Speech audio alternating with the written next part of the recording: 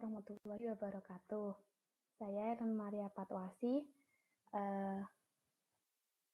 ingin memulai webinar hari ini sekarang. Ini judul dari webinar saya, pengantar UX Research. Apa itu UX Research? UX Research adalah metode ilmiah yang digunakan untuk memahami pikiran, perasaan, dan perilaku pengguna ketika menggunakan suatu produk atau layanan. Nah, metode ilmiah yang dimaksud dapat berupa observasi atau wawancara.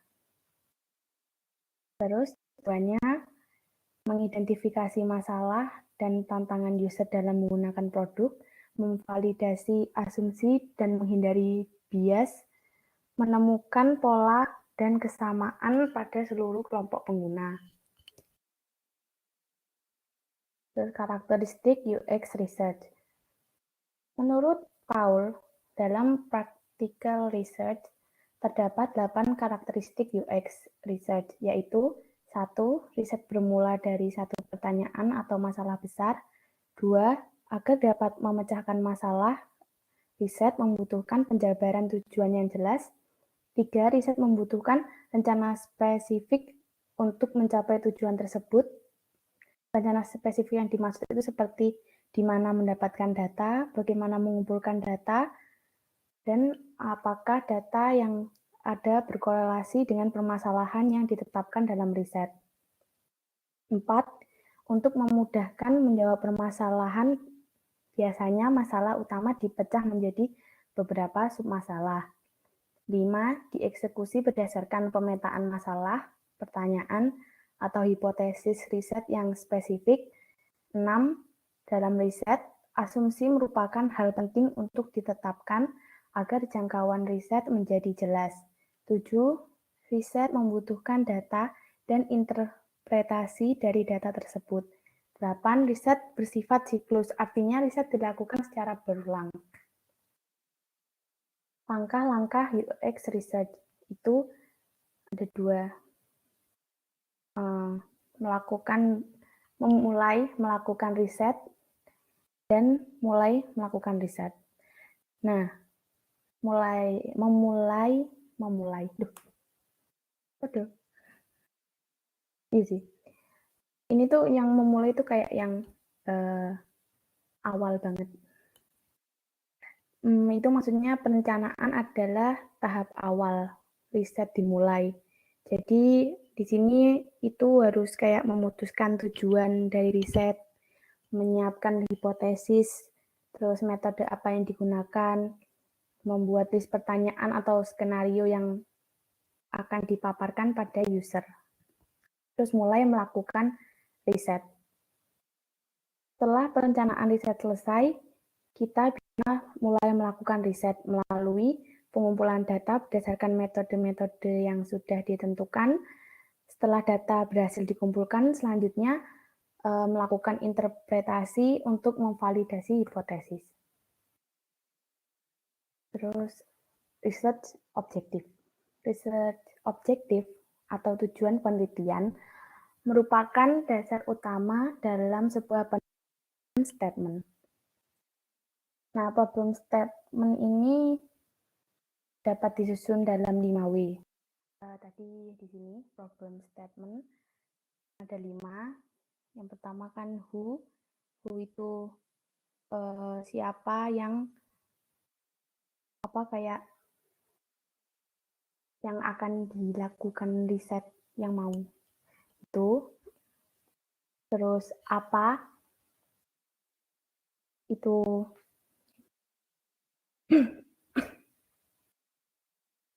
apa masalahnya, terus di mana masalahnya terjadi, terus kapan masalahnya terjadi, terus kenapa masalahnya terjadi. Terus menentukan research objective. 1.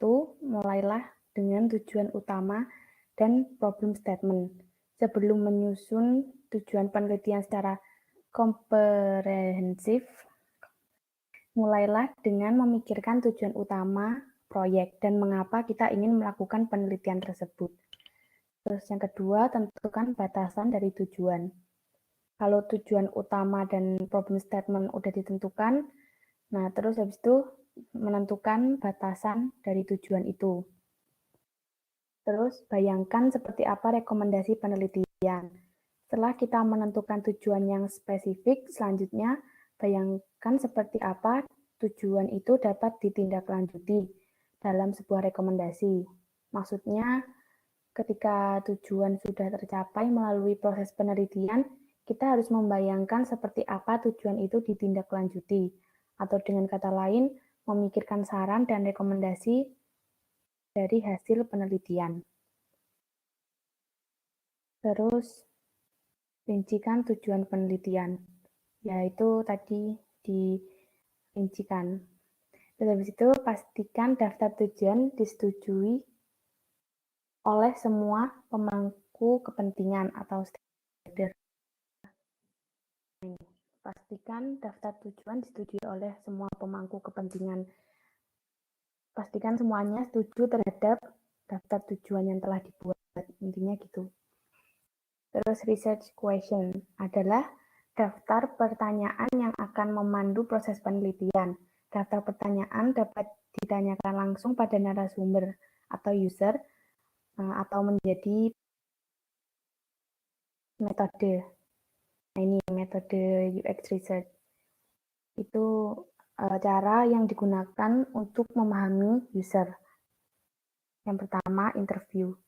Interview itu ya wawancara langsung atau ya face to face tuh. Yang mau wawancarai sama usernya. Terus card sorting. Itu metode yang digunakan untuk menentukan struktur. Kayak dikategorikan gitu. Terus focus group. Ini dengan sekelompok user. Terus survei atau kuesioner.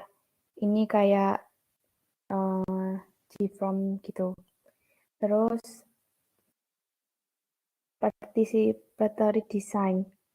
Ini user dilibatkan langsung sama desain produk waktu desain produk. Terus diary study itu catatan harian kayak pengalaman user dari hari ke hari. Terus usability testing itu menguji produk yang sudah jadi. Gitu. Ada pertanyaan? Terima kasih. Nah, ini ada pertanyaan dari Mbak Nawang. Terima kasih atas pertanyaannya. Jadi untuk minimal narasumber saat wawancara itu berapa?